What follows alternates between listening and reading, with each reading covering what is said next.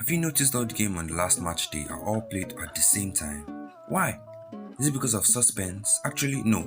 You see, it's because of an event called the Scandal of Gijón, which happened at the 1982 World Cup. Back then, the last games of the match day were not played at the same time. This was one of the World Cup groups back in 1982. It was a group containing West Germany, Algeria, and Austria. The Germans were so confident that they took only 19 players to Spain that year, leaving 3 spots on the team vacant.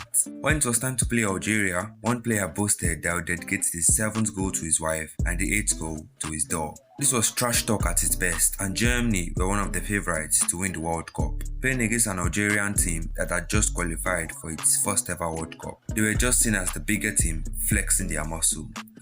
Then, the unthinkable happened. Algeria beat Germany 2-1, pulling off one of the biggest upsets in World Cup history at the time. It was Algeria's greatest achievement in the sport of football, a proper example of David beating Goliath. The West Germans were left stunned.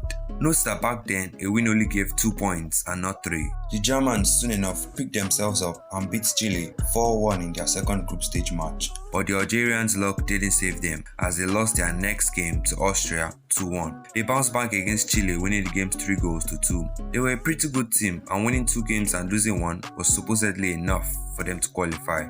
Or was it?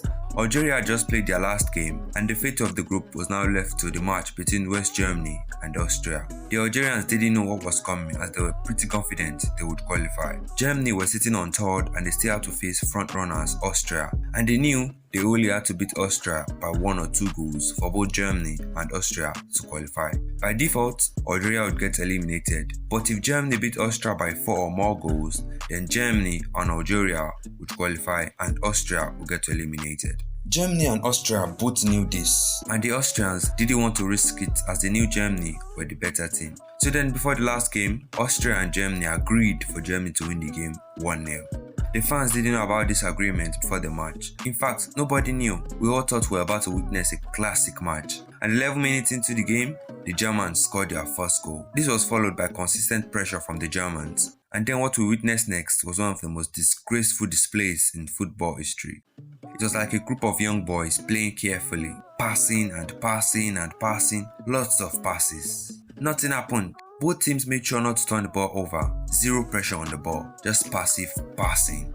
This went on until the end of the first half. By the end of the first half, opponents worked together arm in arm in front of the spectators who paid to be there. It was disgraceful. The second half was even worse. Teams combined for 3 shots in total, none of which were on goal. Passing would continue to be the name of the game, with both sides having a pass completion rate of 90%. This would rise to 99 and 98 when those passes were in their half. Supporters were furious, both the Algerians and the West Germans, shouting, "Get out!" But still, nothing changed. But there was an Austrian forward who was trying to make something happen that day. But one man doesn't make the whole team. An Austrian commentator encouraged viewers to turn off the TV that day and immediately stopped talking. He didn't say a word for the last part of the second half. It was disgraceful. Officially, there was never an agreement between both teams, but after the game, even the German players admitted it.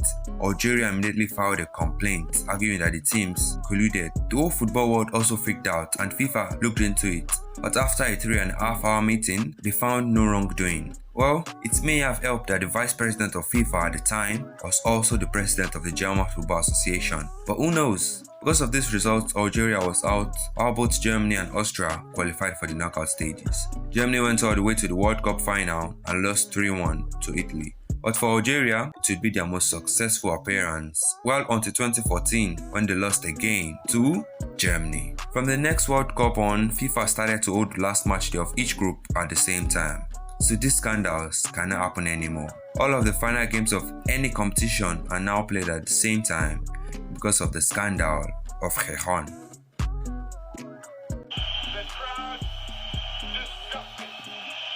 West Germany could come here and win so gently, so easily, in a counter, allowed to by an Austrian side who never got into anything approaching second gear, let alone top gear. Austria never set out to win this game at all. They knew that 1-0 by West Germany would ensure that both of them